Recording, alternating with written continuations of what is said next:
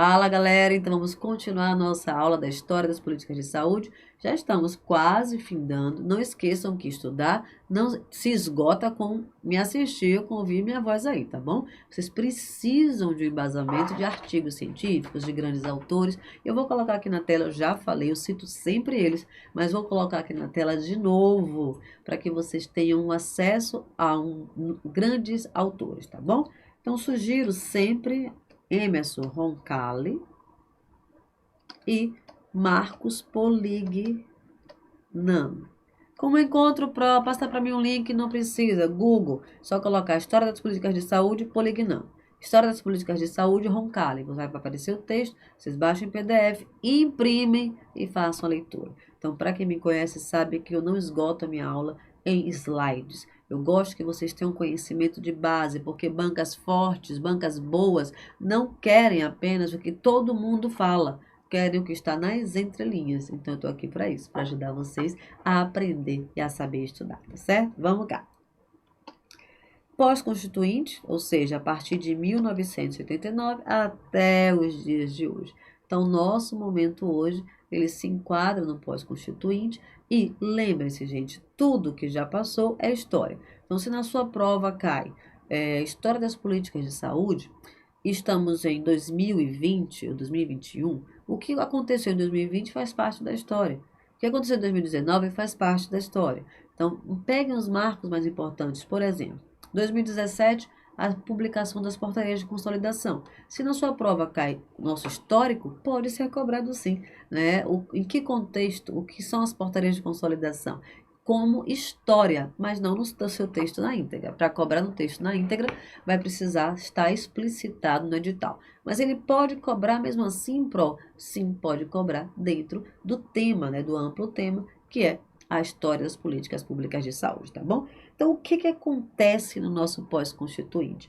A publicação da Constituição, nós vimos já anteriormente, e depois da Constituição. Olha o cenário. Então, aqui nós temos a primeira eleição direta, em 1990, com a infeliz, né, eleição, ou seja, quem ganhou a eleição foi o presidente Collor. Eu sempre dou risada disso, é que nessa época eu já me entendia como gente, eu já era muito politizada, que eu não entendia porque a gente saiu de ditadura militar e voltou numa pessoa que andava de jet ski, algo que era inacessível para todo mundo. Tá? Eu não falo de política partidária, mas a eleição de Fernando Collor, ela desmoronou o SUS antes do SUS mesmo estar caminhando. Então, o SUS nasce em 88, ele mesmo retroage, né, com a NOB 91, por exemplo, ele publica as duas leis orgânicas e ele mesmo fere as leis orgânicas. Então, a eleição de Collor, ela faz com que o SUS, que vinha numa linha de uma curva de acréscimo, e passa a ter uma curva de decréscimo e de desacreditação, ou seja, passa as pessoas não acreditarem no recém-nascido Sistema Único de Saúde. Todo bebê, quando nasce, todo mundo fica babando, né? O nosso SUS, a gente babou um pouco no início, e depois, o que aconteceu? Ficamos tristes com ele. Os profissionais, os militantes, o governo, a mídia fez um papel muito forte nessa época de descaracterizar, de julgar o nosso sistema de saúde. Isso tudo na gestão de Collor de Mello. Então, na década de 90, inicia-se com a epidemia de cólera. Foi um caos para a gente, tá? Até porque é uma doença de veiculação hídrica, e doenças que têm veiculação hídrica ou alimentar, elas se propagam com muita intensidade. Pela cólera, né, o vibrião colérico, ele ter o quadro clínico, ele é de diarreia, ou seja, diarreia e vômito, a pessoa morre por desidratação. E quem foi mais acometido? Aquelas pessoas que não tinham acesso ao saneamento básico. Então, e aí a gente comprova que a saúde não pode estar desvinculada de outros setores, nesse caso que eu citei, do saneamento básico e da infraestrutura. Agravamento da mortalidade por causas externas. Nós estávamos em crise econômica aqui e nós temos morte por violência externa, né? Homicídios, nós temos os acidentes de trânsito, nós temos várias situações que levam o indivíduo à morte por causas externas, ou seja, por conta dessa desestruturação da sociedade e da crise econômica. Destacando-se, preste atenção nessa afirmativa desse momento, destacando-se os homicídios, sobre os acidentes de trânsito. Então, nessa década, nós temos muito mais homicídios do que acidentes de trânsito, que são as causas externas de mortalidade, que nós conhecemos aqui como agravos em saúde, tá? Não é doença, e sim agravos em saúde. Aprofunda-se a instabilidade econômica, a Pro falou, com a hiperinflação e crise fiscal do Estado. O governo Collor reduziu em quase metade os recursos para a saúde. Prestem atenção, chamada como Era do Caos do SUS. Então, Collor de Mello fez isso com a gente, fez isso com quem acreditava no sistema e com quem acreditava que as coisas poderiam mudar. Tá? Então, em menos de 2 anos, o sistema de saúde, que poderia ser o exemplo, e é o exemplo para o mundo, ele sofre um descrédito muito grande no governo de Collor e, pode anotar, ele é conhecido como a Era do Caos do SUS. A reforma sanitária encontrava sérios problemas para a sua implementação. Tá? Então, para colocar o que foi previsto em Constituição, para colocar os ideais do SUS e a Carta Magna ser colocada em prática, o que estava ali, principalmente as diretrizes do SUS.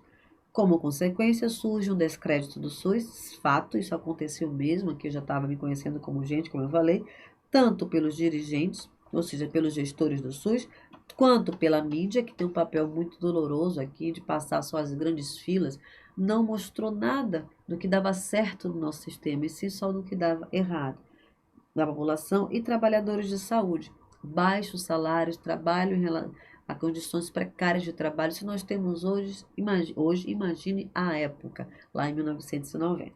Após o seu impeachment, que aconteceu em 1992, iniciou-se a conjuntura sanitária que permite a retomar, né, os ideais da reforma sanitária. Então, o impeachment de Collor acontece em 92. Não esqueçam que o impeachment, quem assume, né, após a saída de Collor, é o presidente Itamar Franco, e ele trouxe avanços impressionantes para a gente, para que a gente conseguisse colocar no papel o que não foi colocado nesses 2 anos de gestão de Collor. Lembre-se que na gestão de Collor foram publicadas as 2 leis orgânicas. 88, a nossa Constituição Cidadã, que é a nossa Carta Magna. Em 90, as 2 leis orgânicas, a Lei 8.080, a Lei 81.42. Lembrando que a Lei 8.080 ela sofre vetos. Ela é de setembro de 90. E ela sofre vetos em todas as situações que estão relacionadas a quê? Ao controle social. Imaginem, ao controle social. E por esse motivo, Collor é forçado, né, vamos dizer assim, a publicar outra lei em dezembro, que é a Lei 8.142, que fala do controle social, que sofreu vetos, e também das transferências de recursos fundo a fundo, né, do Fundo Nacional de Saúde para o Fundo Estadual e para os fundos municipais de saúde, tá? Então, a Lei 8.142, ela surge da necessidade por conta dos vetos que a Lei 8.080 sofreram. Então, o próprio gestor nacional à época, que era Collor, ele fere o que está previsto em Constituição. Primeira NOB, que é a NOB 91, ainda feita na gestão de Collor, retroativa completamente, volta a se pagar, né, pelo cheque em branco, sem nenhum controle, sem nenhuma regulação. Então, nós temos aqui um sistema que nasce, mas que continua sendo normatizado de uma forma retroativa, de uma forma que, como se a gente não tivesse saído do lugar. Então, a NOB 91 ela tem essa característica. Edição da NOB 92, a NOB 92 ela é feita, mas ela não é implementada, porque é quando Collor sai. E aí, nós vamos ter, né, a NOB 93. Deixa eu só colocar aqui. Então, ela não é implementada, Collor sai, nós vamos ter a NOB 1993, que foi muito importante para a gente. Eu já falo. Impeachment de Collor, final de 1992, retomada dos ideais da reforma sanitária, governo de Itamar Franco, e olha lá aqui, a norma operacional básica de 1993, ou conhecida como NOB 93. Quais são os avanços para o que você fala? Nessa NOB, só para a gente resumir bem, nós temos aqui, ó, a categorização dos municípios em 3 grandes tipos. Nós temos os municípios incipientes, parciais e semiplenos. Então, aqui, ó, incipientes, parciais e semiplenos. Por que que isso é importante? Até então, não tínhamos o repasse fundo a fundo, que ficou claro na Constituição que nós teríamos um recurso, né, oriundo da Seguridade Social, juntamente com a União, Estados, Municípios e DF, que foi deixado mais claro ainda na Lei 8.142, de 1990, mas nenhum município tinha recebido o recurso fundo a fundo. Quando Itamar Franco assume o poder, assume o governo, né, por conta do impeachment de Collor em 93, ele publica a NOB 93 e essa categorização faz com que, pela primeira vez, se receba o recurso fundo a fundo, como estava previsto em Lei Orgânica da Saúde. E quem é que recebia PRO aqui? Os municípios que foram caracterizados como semiplenos. E a partir do momento em que os municípios se organizavam, né, mudavam a sua capacidade instalada, se organizavam para receber o SUS, eles saíam da caracterização de semiplenos para parciais, ou seja, de incipientes, desculpe, para parciais, e assim passavam a ser, e de parciais para semiplenos, e assim passavam a receber recurso fundo a fundo. Então, se na sua prova perguntar qual foi o momento em que o recurso fundo a fundo é implementado, depois, né? Ou seja, quando a NOB 93 é publicada. Se perguntar quando o recurso a fundo é institucionalizado, na Lei 8.142. Então, vocês têm que ter a noção de quando ele é colocado como obrigação e de quando ele é colocado em prática. Então, 1990, na Lei 8.142, ele é a forma de transferência de recursos, ele é colocado como obrigação, e em 1993 ele é colocado como que em prática. Para qual município? Aqueles municípios que foram classificados como semiplenos, tá bom? Em 93 acontece também, anotem aí, ó, a nona Conferência Nacional de Saúde, vou botar um QP aqui para vocês, porque é questão de prova, com a ousadia de cumprir e fazer cumprir a lei, e a NOB 93 é editada, trazendo avanços, e esses que eu já falei. Então, a nona conferência, ele traz como tema mesmo, vamos cumprir o que está previsto em lei e em Constituição. Então, para a gente é uma conferência tão importante, não mais do que a oitava, mas tão importante quanto a oitava, tá certo? Então podemos ponderar que para aquele momento foi um momento muito histórico e muito forte para a gente. Na verdade, a sociedade civil e os gestores admitiram que nós não conseguimos colocar nada do que foi previsto na Constituição no papel. A nona conferência ela traz isso. Vamos sim colocar agora, né, o que está no papel, vamos colocar em prática. Em 96, acontece a 10ª Conferência Nacional de Saúde, tá? E a NOB 96 é editada. A NOB 96, podem anotar aí, é a NOB mais municipalizadora. A NOB 96 ela é mais municipalizadora. Municipalizadora. E ela traz diferentes categorizações dos municípios. Enquanto a NOB 93 traz lá incipiente, parcial e semipleno, a NOB 96 ela vai trazer duas categorizações: gestão plena da atenção básica e gestão plena do sistema. O que significa isso? Aqueles municípios que se habilitavam como gestão plena da atenção básica iriam efetuar as ações do primeiro nível. Aqueles municípios que pleiteavam a gestão do sistema teriam que ofertar as ações dos 3 níveis, primário, secundário e terciário. Então, os municípios correram para aumentar sua capacidade instalada. Foi a época áurea de emprego no Brasil para a área da saúde, porque precisavam se conformar a equipes de PACS, de PSF naquela época, o PSF ele nasce, né, em 1994, então, 94, o PACS em 91. Então a NOB 96 ela vem fortalecer e faz uma barganha com os municípios. Quanto mais cobertura você tiver, mais recursos você vai receber. Quanto mais ações e serviços você tiver, mais recursos você vai receber. Então, com isso, os gestores começam a melhorar sua performance, a contratar pessoal e passam a executar as ações porque receberiam dinheiro por isso. Então, podem anotar aí que a NOB 96 é a mais municipalizadora de todas as NOBs, tá? Então, ela é editada e regulamentada em regulamento SUS e prevê as formas de gestão estadual e municipal, que eu já falei. repasses financeiros e a ampliação da atenção básica, né, através do PACS e do PSF. Então, do Programa de Agentes Comunitários de Saúde e do Programa de Saúde da Família. Então, anotem aí que a 996 ela é municipalizadora. Permitiu a transição dos municípios de prestador a executor do Sistema Único de Saúde. Então, nesse momento, nós já tínhamos muitos municípios executando, ou seja, a municipalização ela conseguiu acontecer, né, em alguns municípios. Lembrando que não acontece no Brasil todo. A diferença e a dimensão continental do nosso Brasil, a distância de alguns estados, de município para município, inclusive do município para a capital, dificulta muito algumas situações. Mas lembre-se, essa transição de prestador de serviço para o executor reforça nossa descentralização, porque ela tem ênfase na municipalização. Então, a partir do momento que os municípios assumem as ações e serviços, nós começamos a perceber que o que está no papel está sendo colocado em prática.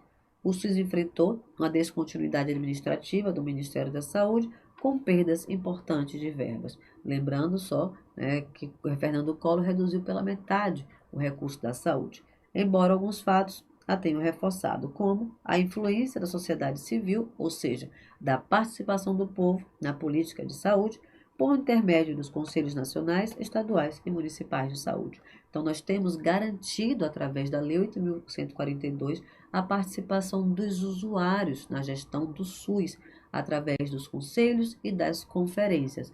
Lembrando que, em ambos os casos, 50% é de obrigatoriedade de representação do segmento dos usuários. Então, esse é um fato que a gente tem como avanço, até pelas lutas, né, em relação a financiamento, a organização, a estruturação e também a visibilidade, né, de onde está sendo gasto o recurso público da saúde.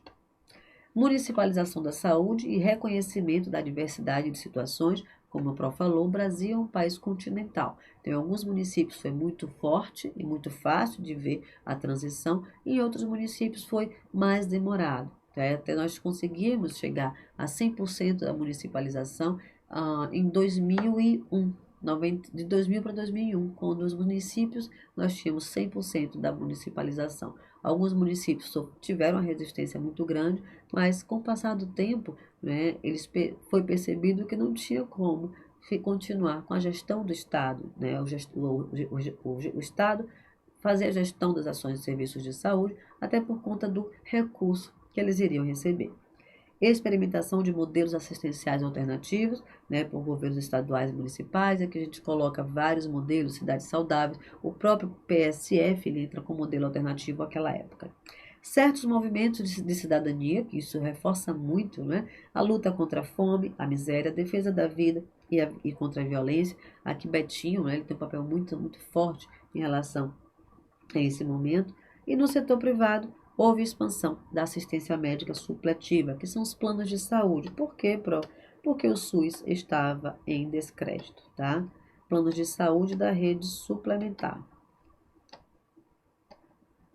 Então, muita gente passa a adquirir, né, assistência médica suplementar por conta do próprio descrédito em relação ao Sistema Único de Saúde. Então, nós ficamos por aqui, nessa parte do Simpósio Constituinte. Eu espero, gente, eu tenho certeza que vocês vão anotar todos os QPs que a Pro colocou e ficar atentos aos grifos e às dicas. Vocês precisam, eu já anotei nesse bloco, os textos que dão base para a gente, né, os textos mais cobrados em prova, mesmo que ele não venha lá no edital, as questões são baseadas nele, que eu chamo de Emerson Roncalli, né, e Marcos Polignano, que a Pro anotou no início do slide. Lembrando também, no site do CONAS, do CONASEMS, tem muita coisa interessante e que as bancas gostam, as bancas mais frágeis, fazem Ctrl+C, Ctrl+V lá do site mesmo. Então, vocês fiquem à vontade em conhecer um pouco mais a história das políticas de saúde do Brasil. Não lembrem-se que o estudo é uma busca ativa no processo e não algo passivo. Aqui, assistir a aula não reduz, você precisa sim buscar os horizontes. Vai depender muito do seu objetivo. Se for residência, principalmente, você precisa ampliar mais. E se for concurso, a depender da banca, você precisa ter um olhar muito mais embasado, porque elas trazem textos, elas trazem situações mais extensas na prova e que você precisa entender nas entrelinhas. A prof fez o máximo, colocou aqui tudo que já foi cobrado, mas as bancas elas podem mudar essa conformação, tá bom? Então fique com Deus, muita paz. Tchau, tchau.